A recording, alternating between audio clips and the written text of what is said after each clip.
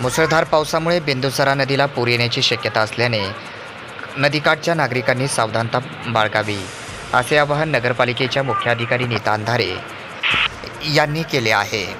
सदर आवाहन आज रविवार दिनांक 1 सप्टेंबर रोजी दुपारी 2 वाजता हे आवाहन केले आहे. तसेच नगरपालिकेच्या फायर ब्रिगेडच्या अत्याधुनिक वाहनाद्वारे देखील नागरिकांना जनजागृती आवाहन करण्यात आले आहे.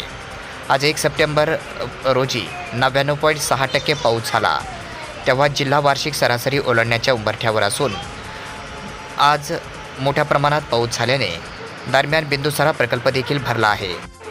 प्रकल्प पूर्णपणे भरले असल्याने ओसंडून वाहू लागला आहे. पावसाचा जोर असाच राहिल्यास बिंदुसरा नदीला पूर येण्याची शक्यता नाकारता येत नाही.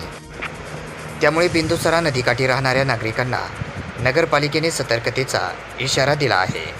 पूर नियंत्रण रेषेत राहणाऱ्या नागरिकांना तात्काळ सुरक्षित ठिकाणी स्थलांतरित करावे. कुठल्याही प्रकारची जीवित व वित्तहानी होणार नाही याची दक्षता घ्यावी, असे आवाहन नगरपालिकेच्या मुख्याधिकारी नीता अंधारे आणि बीडचे तहसीलदार यांनी केले आहे.